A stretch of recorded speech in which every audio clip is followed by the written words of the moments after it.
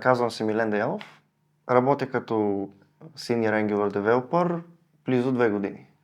Работя по проекти във фирма, която се занимава с енергетиката в Германия. Най-често срещам предизвикателства, свързани с а, технически въпроси и в повечето случаи се опитвам да се справя сам, чета, а ако не мога, се свързвам с някой колега и така го решаваме. Нещо, с което се гордея е случая, в който имаше бъгове, бяха на доста места, но в крайна сметка се оказа, че всъщност е само на едно място и чрез доста време ресърч разбрахме, че всъщност няма да отнеме чак толкова време и не е чак толкова страшно.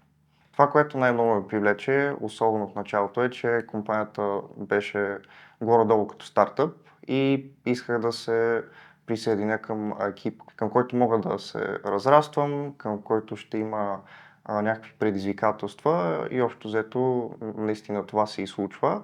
А това, което ме задържа е всъщност отношението, гъвкавото работно време и всъщност наистина предизвикателствата и нещата, с които се сблъсквам. Бих казал, че в фирмата съм се развил професионално, черпя доста опит, тъй като работя с колеги, които имат много повече опит от мен. Немалко пъти съм се сблъсквал с неща, които всъщност не съм могъл сам да се справя и те са ми помагали. От това реално аз изграждам нови знания и по този начин се градя като човек.